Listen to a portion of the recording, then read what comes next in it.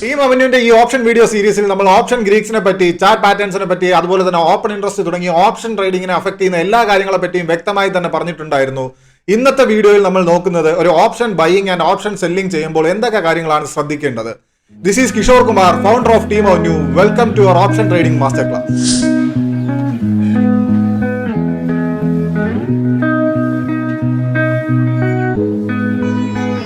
ഒരു trader option trading പഠിച്ചതിന് ശേഷം ഓപ്ഷൻ ബൈയിങ്ങിലെയും ഓപ്ഷൻ സെല്ലിങ്ങിലെയും അവരുടെ സ്ട്രെങ്ത് ആൻഡ് വീക്ക്നെസ്സിനെയാണ് ആദ്യം മനസ്സിലാക്കേണ്ടത്. ഒരു ഓപ്ഷൻ ട്രേഡറിനോട് ഓപ്ഷൻ ബൈയിങ് ആണോ ഓപ്ഷൻ സെല്ലിംഗ് ആണോ കൂടുതൽ പ്രിഫറൻസ് കൊടുക്കുന്നത് എന്ന് ചോദിച്ചു കഴിഞ്ഞാൽ സ്വാഭാവികമായിട്ടും കൂടുതൽ ട്രേഡേഴ്സും ഓപ്ഷൻ ബൈയിങ്ങിനായിരിക്കും പ്രിഫറൻസ് കൊടുക്കുക. കാരണം കുറച്ച് ഫണ്ട് യൂസ് ചെയ്തുകൊണ്ട് കൂടുതൽ പ്രോഫിറ്റ് ക്രിയേറ്റ് ചെയ്യാമെന്നുള്ളത് തന്നെയാണ് ഏറ്റവും പ്രധാനപ്പെട്ട കാര്യം. എന്നാൽ ഒരു ഓപ്ഷൻ ബയർ മാർക്കറ്റിലേക്ക് വരുമ്പോൾ ആദ്യം മനസ്സിലാക്കേണ്ട കാര്യം എന്താണ്?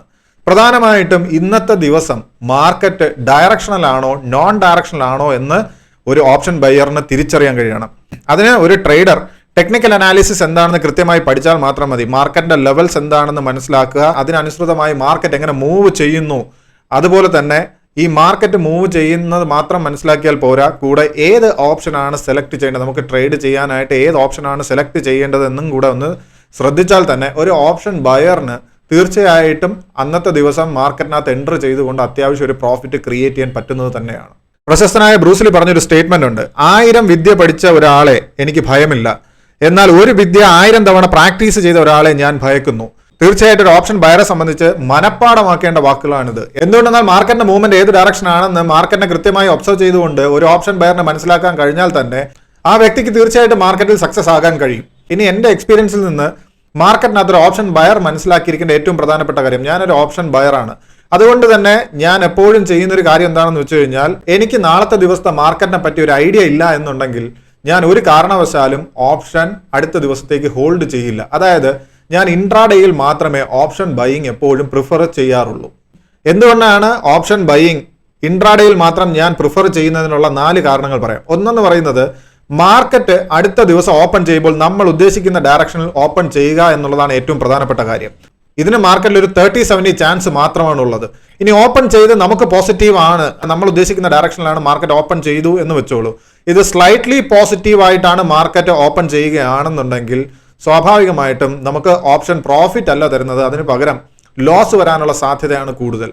ഇതെന്തുകൊണ്ട് ഇങ്ങനെ സംഭവിക്കുന്നു എന്ന് വെച്ച് കഴിഞ്ഞാൽ, തീറ്റ ഇറോഷൻ ഓൾറെഡി തന്നെ നമ്മുടെ വീഡിയോയിൽ ഡിസ്കസ് ചെയ്ത കാര്യമാണ്. കാരണം തീറ്റ ഇറോഷൻ എന്ന് പറയുന്നത് ഓപ്ഷൻ കോൺട്രാക്ട് എക്സ്പയറിയിലേക്ക് അടുക്കുന്നതിനനുസരിച്ച് തീറ്റ ഇറോഷന്റെ വാല്യൂ കൂടിക്കൊണ്ടിരിക്കുന്നു. അപ്പോൾ അതുകൊണ്ട് തന്നെ സ്വാഭാവികമായും ഇന്നത്തെ ദിവസം ഞാൻ ഒരു ഓപ്ഷൻ ബൈ ചെയ്തുകൊണ്ട് നാളത്തേക്ക് ഹോൾഡ് ചെയ്യുമ്പോൾ മനസ്സിലാക്കുക, നാളത്തെ ദിവസം ആ പ്രിസ്ക്രൈബ്ഡ് തീറ്റ ഇറോഷൻ ഇതിനകത്ത് സംഭവിക്കുക തന്നെ ചെയ്യും. സോ അതിന്റെ കൂടെ മാർക്കറ്റും കൂടെ നെഗറ്റീവ് ആവുകയാണ്, അല്ലെങ്കിൽ നമ്മൾ എടുത്ത ഡയറക്ഷന് എഗെയിൻസ്റ്റ് ആയിട്ട് മൂവ് ചെയ്യുന്ന ഒരു സാഹചര്യം കൂടെ സംഭവിക്കുകയാണ് എന്നുണ്ടെങ്കിൽ സ്വാഭാവികമായിട്ടും നമ്മൾ നേരിടുന്നത് ഒരു ലോസ് തന്നെ ആയിരിക്കും. ഇനി മൂന്നാമതായിട്ട് മനസ്സിലാക്കേണ്ട കാര്യം എന്ന് പറയുന്നത്, ഓപ്ഷൻ ബയർ കഴിയുന്നത് ഒരു in the money option select ചെയ്ത് ട്രേഡിലേക്ക് എൻട്രി ചെയ്യാൻ ശ്രമിക്കുക. അതിന്റെ കാരണം ഇത്രയേ ഉള്ളൂ, ഒരു at the money and out the money ഓപ്ഷൻസിന്റെ തീറ്റ ഇറോഷൻ എന്ന് പറയുന്നത് ഒരു ഇൻ ദ മണിയേക്കാൾ കമ്പയർ ചെയ്യുമ്പോഴത്തേക്കും വളരെ കൂടുതലാണ്. അതുപോലെ തന്നെ ഇൻ ദ മണിക്ക് ഡെൽറ്റ വാല്യൂ എന്ന് പറയുന്നത് കൂടുതലാണ് compared to OTM and ATM. അപ്പോൾ അതുകൊണ്ട് തന്നെ നമുക്ക് മാർക്കറ്റിനകത്ത് ഒരു വൺ സൈഡ് മൂവ്മെന്റ് കിട്ടുമ്പോൾ, അല്ലെങ്കിൽ നമ്മൾ എക്സ്പെക്ട് ചെയ്ത സൈഡിലേക്ക് ഒരു മൂവ്മെന്റ് വരുമ്പോഴത്തേക്കും സ്വാഭാവികമായിട്ടും നമ്മൾ ഉദ്ദേശിക്കുന്ന ടാർഗറ്റ് വളരെ പെട്ടെന്ന് തന്നെ അച്ചീവ് ചെയ്യാനായിട്ടും ഇൻ ദ മണി പ്രിഫർ ചെയ്യുന്നതാണ് കുറച്ചും കൂടെ നല്ലത്. ഇത് ഞാൻ എൻ്റെ എക്സ്പീരിയൻസിന്റെ ബേസിൽ പറയുന്ന ഒരു കാര്യമാണ്. ഒരിക്കലും ഇതിങ്ങനെ തന്നെ ചെയ്യണം എന്നുള്ള ഒരു നിർബന്ധം അല്ല ഞാൻ പറയുന്നത്. ഇനി നാലാമത്തെ കാര്യം, എപ്പോഴും മാർക്കറ്റ് ലെവൽസിന് അനുസരിച്ചിട്ടുള്ള target and stop loss set ചെയ്യുക എന്നുള്ളതാണ് എപ്പോഴും നല്ലൊരു കാര്യം. കാരണം പലപ്പോഴും നെക്സ്റ്റ് ഡേയിലേക്ക് നമ്മൾ ഹോൾഡ് ചെയ്യുമ്പോൾ പ്രോപ്പർ സ്റ്റോപ്പ് ലോസ് മെയിൻറ്റെയിൻ ചെയ്യാൻ നമുക്ക് കഴിയാതെ പോവുകയും 3-4 ദിവസം കൊണ്ട് നമ്മൾ ക്രിയേറ്റ് ചെയ്ത് വെച്ചിരിക്കുന്ന പ്രോഫിറ്റ് ഒറ്റ ദിവസം കൊണ്ട് നഷ്ടമാവാനുള്ള സാധ്യത എപ്പോഴും വളരെ കൂടുതലാണ്. അതുപോലെ തന്നെ ഒരു ഓപ്ഷൻ ബയർ ഒരിക്കലും മറക്കാൻ പാടില്ലാത്ത കാര്യമാണ്, ഒരു ഓപ്ഷൻ സെല്ലർ മിനിമം ഒരു 2 lakh rupees ഒക്കെ ഇൻവെസ്റ്റ് ചെയ്തിട്ടാണ് ഒരു വീക്കിൽ 5% പ്രോഫിറ്റ് ഒക്കെ എടുക്കുന്നത്. നിഫ്റ്റി 50 അല്ലെങ്കിൽ ഒരു ബാങ്ക് നിഫ്റ്റിയുടെ കാര്യമാണ്. സ്റ്റോക്ക് ഓപ്ഷൻസിന് തീർച്ചയായിട്ടും സെല് ചെയ്യുമ്പോൾ കൂടുതൽ ഫണ്ട് ആവശ്യമാണ്. അപ്പോൾ സോ ഇങ്ങനെ 5% പ്രോഫിറ്റ് ഒരു ഓപ്ഷൻ സെല്ലർ ഒരു വീക്കിലേക്ക് എടുക്കുമ്പോൾ അതേ സ്ഥാനത്ത് ഒരു ഓപ്ഷൻ ബയർ ഒരു 20,000 to 30,000 ഇൻവെസ്റ്റ് ചെയ്തിട്ടാണ് ഒരു സെയിം പ്രോഫിറ്റ് ക്രിയേറ്റ് ചെയ്യാൻ ഉള്ള അവസരം മാർക്കറ്റിൽ കിട്ടുന്നത്. അതുകൊണ്ട് തന്നെ നമുക്ക് ആവശ്യമുള്ള പ്രോഫിറ്റ് നമ്മുടെ ഫണ്ടിനും നോളജിനും പ്രാപ്യമായ രീതിയിൽ സെറ്റ് ചെയ്യുക എന്നുള്ളത് വളരെ അത്യാവശ്യമായ കാര്യമാണ്. അതിയായ ആഗ്രഹം കൊണ്ട് മാർക്കറ്റിനകത്ത് ഓവർ ട്രേഡ് ചെയ്ത് കിട്ടുന്ന പ്രോഫിറ്റ് നഷ്ടപ്പെടുത്തുന്നതിനേക്കാൾ നല്ലത് എപ്പോഴും നമുക്കൊരു പ്രോഫിറ്റ് കിട്ടിക്കഴിഞ്ഞാൽ അത് സേവ് ചെയ്യാൻ ശ്രമിക്കുക. കാരണം അങ്ങനെ ഒരു ഡിസിപ്ലിൻ ഓപ്ഷൻ ട്രേഡിംഗിൽ കീപ്പ് ചെയ്യാൻ കഴിയുന്ന ഒരു വ്യക്തിക്ക് മാത്രമേ ഇന്നേ വരെ ഓപ്ഷൻ ബൈങ്ങിൽ സക്സസ് ആവാൻ കഴിഞ്ഞിട്ടുള്ളൂ എന്നുള്ളതാണ് മറ്റൊരു സത്യം എന്ന് പറയുന്നത്. ഒരു ഓപ്ഷൻ ബയർ വളരെ സിമ്പിളായിട്ട് ചിന്തിക്കേണ്ട കാര്യം, നമ്മൾ ഇൻവെസ്റ്റ് ചെയ്യുന്ന ഫണ്ടിന്റെ 3 to 5% വെച്ച് നമ്മൾ പ്രോഫിറ്റ് ബുക്ക് ചെയ്താൽ പോലും ഒരു ദിവസം, ഞാൻ ഓൾറെഡി പറഞ്ഞത് ഇൻട്രാഡേ പറ്റിയാണ്, ഹോൾഡിംഗ് ചെയ്യുന്ന ഓപ്ഷൻ ബൈങ് ഹോൾഡ് ചെയ്യുന്നതിനെ ഞാൻ സപ്പോർട്ട് ചെയ്യുന്നില്ല. സോ നമ്മളൊരു 2 to 3% അല്ലെങ്കിൽ ഒരു 3 to 5% നമ്മൾ ഒരു ദിവസം പ്രോഫിറ്റ് ബുക്ക് ചെയ്യുന്നു എന്ന് വെച്ചോളൂ. അങ്ങനെയാണെങ്കിൽ തന്നെ ആവറേജ് ഒരു 20 ദിവസം നമുക്കൊരു മാസം ട്രേഡിംഗ് ഡേ ഉണ്ട്. അതിലൊരു 15 ദിവസം 16 ദിവസം പോലും നമുക്കൊരു പ്രോഫിറ്റ് ഏൺ ചെയ്യുക എന്നുള്ളൊരു സാഹചര്യം വന്നാൽ തന്നെ ഹ്യൂജ് ഫണ്ട് ഇൻവെസ്റ്റ് ചെയ്യുന്ന ഓപ്ഷൻ സെല്ലേഴ്സുമായിട്ട് കമ്പയർ ചെയ്യുമ്പോൾ എന്തുമാത്രം പ്രോഫിറ്റാണ് ഒരു ഓപ്ഷൻ ബയറിന് കിട്ടുന്നു എന്ന് മാത്രം നമ്മൾ ആദ്യം മനസ്സിൽ കണക്ക് കൂട്ടിക്കൊണ്ട് വ്യക്തമായ ഒരു പ്ലാനിങ്ങോട് കൂടി മാത്രം എൻ്റർ ചെയ്യുകയാണെങ്കിൽ തന്നെ തീർച്ചയായിട്ടും ഓപ്ഷൻ ബൈയിങ് എന്ന് പറയുന്നത്, ഒരുപാട് പേര് പറയുന്ന കാര്യമുണ്ട് ഓപ്ഷൻ ബൈയിങ് പലപ്പോഴും വലിയ നഷ്ടങ്ങൾ കൊണ്ടുവരുന്നു എന്നുള്ളത്. എന്തുകൊണ്ടെന്നുള്ള കാരണങ്ങൾ ഞാൻ ഇവിടെ വിശദീകരിച്ചതിൽ നിന്ന് നിങ്ങൾക്ക് മനസ്സിലായി കാണും. സോ ഒരു ഓപ്ഷൻ ബയർ ഇങ്ങനത്തെ കാര്യങ്ങളൊക്കെ വളരെ ചിട്ടയായിട്ടൊന്ന് പ്രാക്ടീസ് ചെയ്താൽ തന്നെ കൃത്യമായ ഒരു പ്രോഫിറ്റ് ഒരു മാസം ഏൺ ചെയ്യാൻ കഴിയുമെന്നുള്ളത് ഞാൻ എൻ്റെ ട്രേഡിങ്ങിലൂടെ പ്രൂവ് ചെയ്തിട്ടുള്ള കാര്യമാണ്. എന്നാൽ ഒരു ഓപ്ഷൻ സെല്ലറെ സംബന്ധിച്ച് ഓപ്ഷൻ ബയറുമായിട്ട് കമ്പയർ ചെയ്യുമ്പോൾ മാർക്കറ്റിന്റെ ഓപ്പർച്യൂണിറ്റീസിന്റെ അളവെന്ന് പറയുന്നത് വളരെ വളരെ കൂടുതലാണ്. കാരണം ഒരു ഓപ്ഷൻ ബയറിന് അത് കോൾ ഓപ്ഷൻ ആവട്ടെ പുട്ട് ഓപ്ഷൻ ആവട്ടെ ഒരു മാർക്കറ്റിൽ സെലക്ട് ചെയ്യുകയാണെങ്കിൽ അവർക്ക് മാർക്കറ്റ് വളരെ ഹെവി ആയിട്ടുള്ള ഇൻസൈഡ് പെർഫോമൻസ് കിട്ടിയാൽ മാത്രമേ അവർക്ക് മാർക്കറ്റിനകത്ത് നിന്ന് കൂടുതൽ ബെനിഫിറ്റ് ക്രിയേറ്റ് ചെയ്യാൻ കഴിയുകയുള്ളൂ. എന്നാൽ ഒരു ഓപ്ഷൻ സെല്ലറെ സംബന്ധിച്ച് മാർക്കറ്റ് സൈഡ് വൈസ് മൂവ്മെന്റ് ആണെങ്കിലും മാർക്കറ്റിനകത്ത് ഒരു ബയറിന് എഗെയിൻസ്റ്റ് ആയിട്ടുള്ള ഒരു മൂവ്മെന്റ് വന്നു കഴിഞ്ഞാലും ഈ രണ്ട് സാഹചര്യത്തിലും വളരെ കൃത്യമായ പ്രോഫിറ്റ് ക്രിയേറ്റ് ചെയ്യാൻ കഴിയുമെന്നുള്ളതാണ് ഓപ്ഷൻ സെല്ലറിന്റെ ഏറ്റവും വലിയ അഡ്വാൻറ്റേജ് എന്ന് പറയുന്നത്. ഇവിടെ ഓപ്ഷൻ സെല്ലിംഗ് ചെയ്യുന്ന റീറ്റെയിൽ ട്രേഡേഴ്സ് മനസ്സിലാക്കേണ്ട കാര്യം, എപ്പോഴും ഇത്രയും വലിയ ഫണ്ട് ഇൻവെസ്റ്റ് ചെയ്ത് നമ്മൾ ഓപ്ഷൻ സെല്ലിങ്ങിലേക്ക് മൂവ് ചെയ്യുമ്പോൾ ഒരിക്കലും ഒരു നേക്കഡ് സെല്ലിംഗ് പൊസിഷൻ മാർക്കറ്റിനകത്ത് ക്രിയേറ്റ് ചെയ്യരുത്. പകരം വ്യക്തമായ സ്ട്രാറ്റജീസ്, മാർക്കറ്റിന്റെ മൂവ്മെന്റ് അനുസരിച്ചിട്ടുള്ള വ്യക്തമായ സ്ട്രാറ്റജീസ് പ്ലാൻ ചെയ്ത് മാത്രമേ ചെയ്യാവൂ. കാരണം ഓപ്ഷൻ സെല്ലിങ്ങിനകത്ത് ലിമിറ്റഡ് പ്രോഫിറ്റും അൺലിമിറ്റഡ് ലോസുമാണ്. അതുകൊണ്ട് തന്നെ നമുക്ക് അൺഎക്സ്പെക്റ്റഡ് ആയിട്ടുള്ള ഒരു മൂവ്മെന്റ് മാർക്കറ്റിനകത്ത് വരികയാണെങ്കിൽ സ്വാഭാവികമായിട്ടും ഒരു നേക്കഡ് പൊസിഷൻ ഹോൾഡ് ചെയ്യുന്ന ഒരു സെല്ലറെ സംബന്ധിച്ച് എപ്പോൾ വേണമെങ്കിലും ഫണ്ട് വളരെ വലിയ രീതിയിൽ തന്നെ ലോസ് വരാൻ സാധ്യതയുണ്ട്. അതായത് നമ്മൾ എക്സ്പെക്ട് ചെയ്യുന്ന പ്രോഫിറ്റ് 5% ആണ് എന്നുണ്ടെങ്കിൽ അത് ഒരു വീക്കിൽ 5% ആണ് എക്സ്പെക്ട് ചെയ്യുന്നതെങ്കിൽ ചിലപ്പോൾ ഒറ്റ ദിവസം കൊണ്ട് തന്നെ നമുക്ക് 10 or 20% മുകളിൽ ലോസ് വരാനുള്ള പോസിബിലിറ്റി ഉണ്ട്. അത് എപ്പോഴും ഒരു ഓപ്ഷൻ സെല്ലറിന് മേലുള്ള റിസ്ക് ആണ്. അത് ശ്രദ്ധിച്ച് മാത്രമേ ട്രേഡ് ചെയ്യാവൂ. അവിടെ ഒരു ഓപ്ഷൻ സെല്ലറിന് എപ്പോഴും ചെയ്യാൻ പറ്റുന്ന കാര്യം വളരെ വ്യക്തമായ സ്ട്രാറ്റജീസ് പ്ലാൻ ചെയ്യുക. മാർക്കറ്റ് കണ്ടീഷൻ എന്താണോ അതിനനുസൃതമായിട്ട് സ്ട്രാറ്റജീസ് ഇംപ്ലിമെന്റ് ചെയ്യുകയാണെങ്കിൽ തീർച്ചയായിട്ടും ഓപ്ഷൻ സെല്ലറിന് ബയറിന് ഉണ്ടാകുന്ന റിസ്കിനെ എല്ലാം അവോയ്ഡ് ചെയ്തുകൊണ്ട് ഒരു മിനിമം പ്രോഫിറ്റ് എല്ലാ വീക്കിലും ക്രിയേറ്റ് ചെയ്യാൻ പറ്റുന്നതാണ്. ഇവിടെ ഒരു ഓപ്ഷൻ സെല്ലറിന് മനസ്സിൽ സൂക്ഷിക്കേണ്ട വാചകം ഇത്രയേ ഉള്ളൂ: patience is the key of success.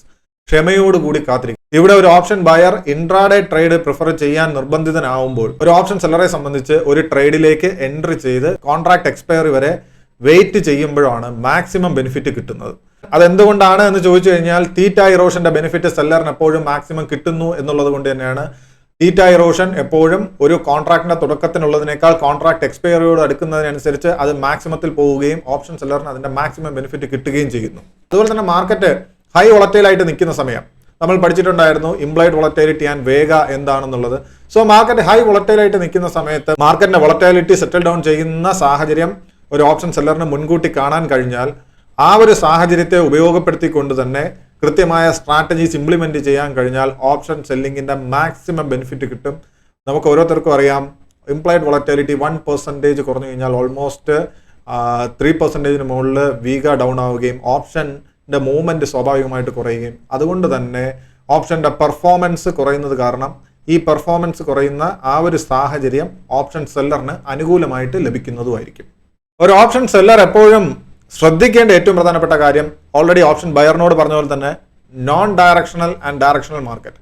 അതായത് ഈ രണ്ട് മാർക്കറ്റിലും ഒരുപോലെ പെർഫോം ചെയ്യാൻ കഴിയുന്ന വ്യക്തിയാണ് ഒരു ഓപ്ഷൻ സെല്ലർ. പക്ഷേ മാർക്കറ്റ് ഡയറക്ഷണൽ ആണെങ്കിലും നോൺ ഡയറക്ഷണൽ ആണെങ്കിലും ഇവിടെ ഉപയോഗിക്കേണ്ട സ്ട്രാറ്റജീസ് വളരെ വ്യത്യസ്തമാണ്. അപ്പൊ അതുകൊണ്ട് തന്നെ അത് ഏതാണെന്ന് തിരിച്ചറിഞ്ഞുകൊണ്ട് മാത്രമേ ഒരു ഓപ്ഷൻ സെല്ലർ അതിനെ ഉപയോഗിക്കാവൂ. കാരണം അതല്ലാത്ത സിറ്റുവേഷനിൽ ഏതെങ്കിലും ഒരു പർട്ടിക്കുലർ സ്ട്രാറ്റജി പഠിച്ചു അതുകൊണ്ട് അത് ഏത് സാഹചര്യത്തിലെടുത്ത് ഉപയോഗിച്ച് കഴിഞ്ഞാലും നമുക്ക് ബെനിഫിറ്റ് ആയിട്ട് വരും എന്ന് ഒരിക്കലും എക്സ്പെക്ട് ചെയ്യരുത്.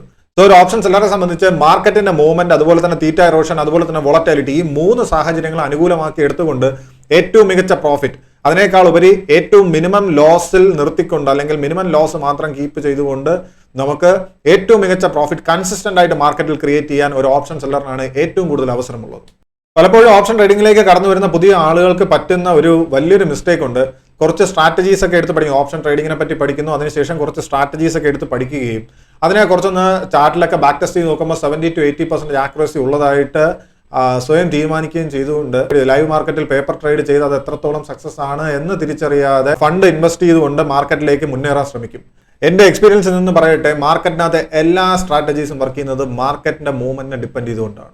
അതുകൊണ്ട് തന്നെ ഒരു ഓപ്ഷൻ ബയർ ആൻഡ് സെല്ലർ മാർക്കറ്റിനെ സമീപിക്കുന്നത് ഒരിക്കലും ഒരു മുൻധാരണയോട് കൂടി ആവരുത്. വളരെ കൃത്യമായിട്ട് മാർക്കറ്റിന്റെ മൂവ്മെന്റ് എന്താണെന്ന് മനസ്സിലാക്കുക. ഈ പറയുന്ന സ്ട്രാറ്റജീസ് ഒക്കെ പല സമയത്തും പല സാഹചര്യങ്ങളിലും നമുക്ക് ഉപയോഗപ്പെടുന്നു എന്നുള്ളത് സത്യം തന്നെയാണ്. പക്ഷെ ആത്യന്തികമായി നമ്മൾ മാർക്കറ്റ് എന്താണ്, അതെങ്ങനെയാണ് വർക്ക് ചെയ്യുന്നത്, നമുക്ക് അവിടെ നമ്മുടെ ഫണ്ട് ഉപയോഗിച്ചുകൊണ്ട് ഏറ്റവും നന്നായി എങ്ങനെ ട്രേഡ് ചെയ്യാം. അവിടെ ഓപ്ഷൻ ബൈയിങ് തന്നെ ഞാൻ ചെയ്യും, അല്ലെങ്കിൽ ഓപ്ഷൻ സെല്ലിംഗ് മാത്രമേ ചെയ്യത്തുള്ളൂ, അങ്ങനത്തെ ഡിസിഷൻസിന്റെ ഒന്നും ആവശ്യമില്ല.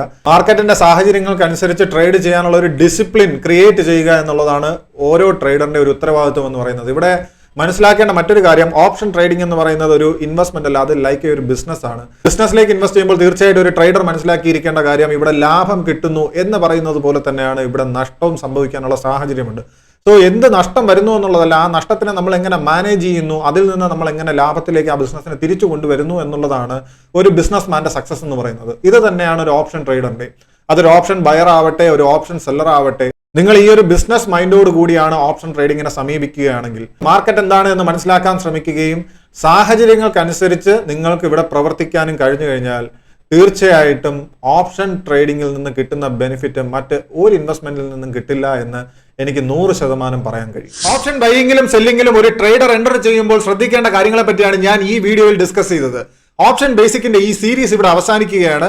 നിങ്ങൾക്ക് ഓപ്ഷൻ ട്രേഡിംഗുമായി ബന്ധപ്പെട്ട് എന്ത് സംശയങ്ങളുണ്ടെങ്കിലും സ്ക്രീനിൽ കാണുന്ന നമ്പറിൽ ടീം അവന്യൂവിനെ കോൺടാക്ട് ചെയ്യുക. Thank you for joining with me. Take care.